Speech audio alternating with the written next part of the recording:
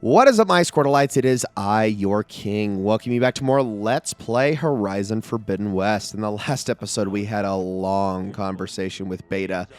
And we didn't even have time to talk to everybody else around here, except for Aaron. We got to chat with him a little bit. But we're going to be taking the time to talk to Zoe, Varl, and Kotallo today before we set out. Not a whole lot to go over. We're just going to be kind of catching up some things. You get basically the same dialogue options, but then you get little updates on those things as you go.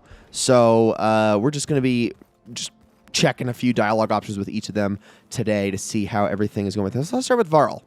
Hey, got a sec? Of course.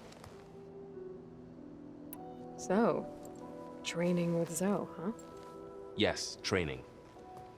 Mostly. Look, she reads glyphs faster than I can already. I'd be a fool to refuse her help. Of course. You feeling okay? I was just thinking about Beta and all that time spent with the Zeniths. To think someone would make a person just to lock them in a room to use when needed, like some sort of tool. Elizabeth Sobek sacrificed herself for the world, and yet they have no trouble treating Beta like a slave. Another reason we have to stop them. It's hard to believe we're dealing with the original Zeniths. The same ones that left for Sirius 1,000 years ago.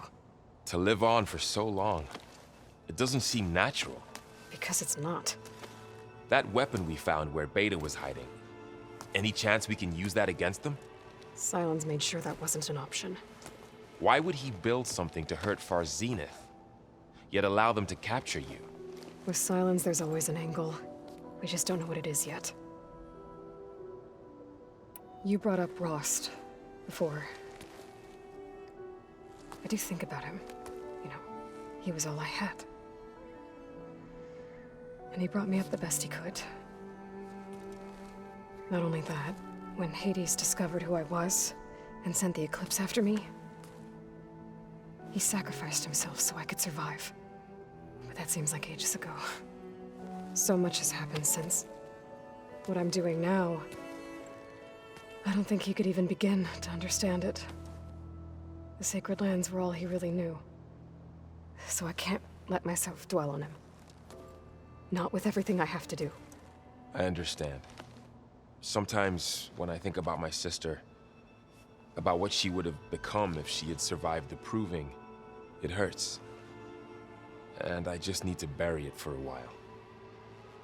But only for a while, Aloy. You can't ignore it forever. Memories always come back. The ones that matter, anyway. I know. But for now, the mission has to come first. Fair enough.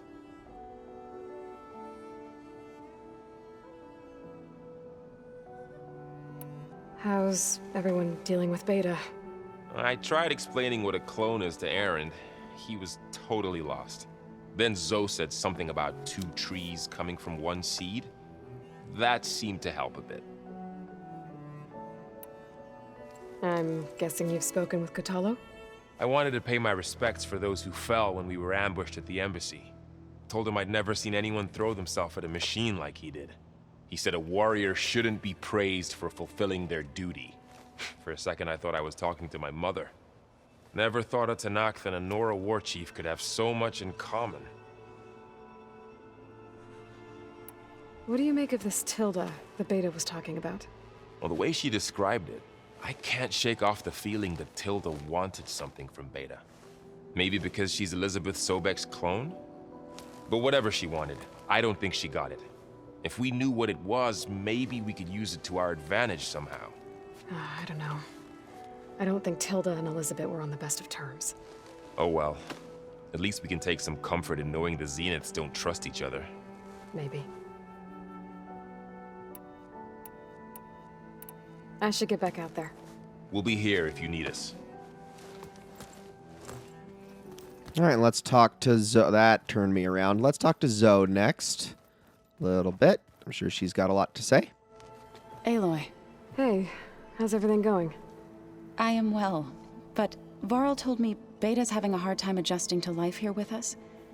I wish there was something I could do to help. I'm not sure any of us can. A tree won't bear fruit in a day. We'll do our best to make her feel welcome. You've spoken with Kotallo? A few words. Tenakth don't have much use for us outsiders. You must have made quite the impression for him to offer his fealty. So you've been talking to Gaia? Yes. She was kind enough to take me through some of the history of the Old Ones, including their demise and the heroic actions of her creator, Elizabeth Sobek. I was surprised to see she was you. Past, but reborn? Not that I claim to understand how. You said you met Beta? Varl mentioned she was hurt. I thought I'd offer her an extract to soothe the pain. That was kind of you. I just hope she doesn't plan on staying burrowed down there like that. She looks like she's barely seen the light of day as it is. Are you guys training with Erend as well? If you count trying to stick a spear in his gut as training, then yes. Are you serious? Of course not. Good. I was going for a couple of broken bones. He called the Utaru leaf grazers. Laughed at the idea of us simple farmers being formidable fighters. Before I knew it, he and I were battling it out in the common room. The man is slow, but he can throw a hammer around. Don't look so worried. We're evenly matched. For now. Next time he's going down like a load of boar dump. Just try not to kill each other. Injuring his pride should be good enough. Is there anything I can help with around here? Oh, no. We're doing fine. Are you okay? You and Varl have been friends for a while. I like to think so. I was wondering, what do you know about his mother? Oh, That bad, huh? why do you want to know? He's spoken of his sister, Vala, but I noticed he avoids talking about his mother. She's the war chief of the Nora. Best warrior the tribe's ever known. Tougher than a Thunderjaw, but she could be pretty harsh at times. I see. That must have been hard on him. Thank you for telling me. I feel silly not being able to ask Varl directly. I wouldn't worry about it. He's probably afraid Sona will scare you off someday. I'd like to see her try. I see you've settled in. Gaia did say this place was built for us, so we could regain control of our lands with her terraforming system. Nurture them like the land gods do Plainsong's fields. It does strike me as odd that a place of life should have so much metal. What else have you been up to? I've been studying Gaia's seedlings, the subfunctions. I wanted to understand why one of them would do what they did to Fa. Imagine my surprise when I looked into this Hephaestus and found out it helped create all machines, our land gods included. In a way, the Utaru owe Hephaestus our whole way of life, as well as our current troubles. That's why we have to make Gaia whole again. Found anything else combing through that data? Varl and I have been looking into the animals of the old world. Apparently there used to be thousands more species roaming around than there are today. Can you imagine that? I'd give anything to see them, even as holograms. Though I know that without Artemis or Apollo, that may prove difficult. At least I can find comfort in knowing Gaia used many of them as inspiration for her machines. Her memory honors them. What are you going to learn next? I'm not sure. I asked Gaia for suggestions, and she brought up data you found on something called a museum? From what I gather, the old ones would store knowledge in them for all to see and learn from, like you've done here for us. Maybe one day more people will be able to use this place to learn the way we have. That sounds crowded, but nice. Did Gaia tell you anything about the Zeniths? She did, though it wasn't exactly easy to believe. To think that there are places among the stars where life can bloom as it does here, it is humbling, to say the least. And heartbreaking, that such life should be bent on destroying ours. The Zeniths did a number on Beta. But she seems to trust Varl. I still can't believe she told him the Zeniths are immortals. Old ones who cut themselves off from the cycle of life and decay. I've never heard of anything so selfish. To deny our dying bodies to the Earth. To doom the life that would bloom in their place. It's despicable.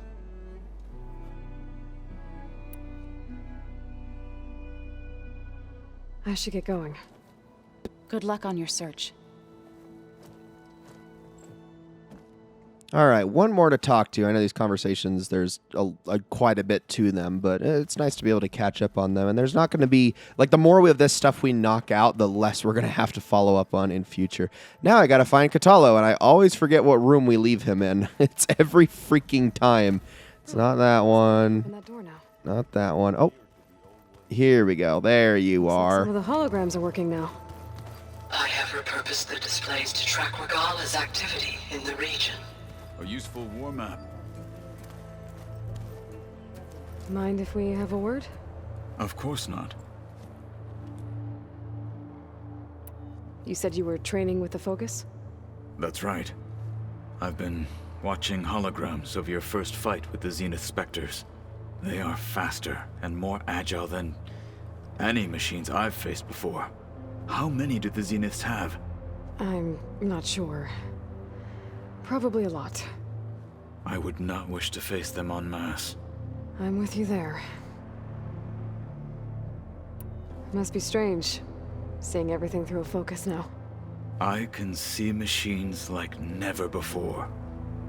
Their strengths and weaknesses simply reveal themselves to me.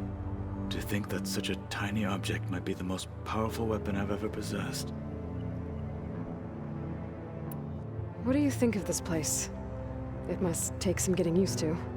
It's an efficient center of operations, and an acceptable training facility. Though it could use some more color. Duly noted. Getting Ether out of the Grove made for quite a spectacle. One that showed the entire tribe that Hekarro's mission for peace is the correct path, for it is now blessed by the Ten themselves. I heard my friend Talana came by the base. Did you get a chance to meet her? Briefly. A bold woman going into Tenakth territory with that Karja armor of hers. She'll be lucky if my people don't shoot her on sight. She'll be careful. She's just looking for someone who might need her help. Whoever it is, they better be worth dying for. Have you had a chance to speak with Varl? Briefly. He fought well against Regala's troops at Barren Light. Are all Nora as skilled as the two of you? I'm not exactly one of them. But anyway, the Nora can hold their own. They managed to push the Karja from their lands. I thought my tribe was the only one to have done that. Impressive. Does it still hurt? It comes and goes. I try not to think about it, but its absence is always present for me. It's difficult to explain. I can't claim to understand. Only empathize. Then you have my thanks. Have you spoken with Erend at all? I've had little chance to. I did see him bring some ale from out east. That stuff's as bitter as Salvebrush. You get used to it, eventually. In fact, I wouldn't mind a drink myself. I'm sure Erend wouldn't mind sharing. I should get going. If I can help in some way, say the word. I will. Thank you. All right, I think that's enough for now. So, said in the last episode that once we had our little talks, had our conversations, then I had something in store. Looks like Erend and Kotallo moved their stuff in. Let me take a look around here really quickly. Some of the rooms have like improved and changed a little bit, and I think there's a couple of things maybe we can scan, possibly, but I'm not 100% sure, but we're going to get out of here. I said in the last episode that we were going to be heading back. We're going to be making our way back towards the Taru lands, because there's some things over there that we have left undone. A couple areas of the map we haven't yet explored, and we're going to be mostly tackling that for the next few episodes, possibly more than a few. We will certainly see. But if we take a look, and I'm actually went out the wrong door, oops. But if we take a look around here, so we've only got a few unknown locations around here. We got a couple of things. But the first thing that I am going to go after is Signal Spike, because that is directly above us up at a Sunwing site. You can also see down here, there is some owl feathers I can get for the spike holster, which I'm going to work on that. I said I was going to be grabbing some components that are necessary, but we're going to be making our way down, and then we're going to kind of be tackling this entire area. And once that is done, then we will make our way back down towards the sunken wreck over here, Drowned Hopes, because now that we can swim underwater, we can take care of that. We have a few more unknown things around here. We were going to work on some sunken caverns as well. And then there is obviously all of this. So why don't I select a Signal Spike, which is directly above us, but we need to figure out how to get to it. That is the question. Well, it looks like we can just climb right up the face of this thing. So why don't we do that? So if we can reacquaint ourselves with this quest really quickly, we need to go to the mountain above the base. Oscar Taker seeks to decipher a strange signal and reveal the hidden message within it. Well, how are we going to do that is the question. Well, by jumping from side to side as I go up this, apparently, instead of going up in as straight a line as you possibly can. Aloy, you're overcomplicating this. There you go. All the way to the tippy top. But we're not quite in the exact spot I want to be. I have to reorient myself here in a second. Well, I think we mostly will be fine. Well, Aloy, don't you let go. Get up. Thank you. All right. Now let's head down here. And now you see some Sunwings. All right. So, really quickly, I want to go into the actual spot I'm supposed to be in without going into the Sunwing site itself. So let's kind of glide over this way. There we go. The southern face is my best bet for a climb if I want to get more of Silka's message. Just gotta look for a path. That's right. But if I go down here, I'm going to grab this Noxious Pod really quickly. Okay, climb up the south face of the mountain. So I need to go over that way. Okay, sorry about that cut. All right, so we're going to have to fight our way through these leap lashers really quickly. And what I'm going to do is very simple here. I think what I'm going to try to do is take out these two first. Although it's going to use that repeatedly. I'm going to try to make my way over here really quickly. There we go. Go right into the grass. Thank you.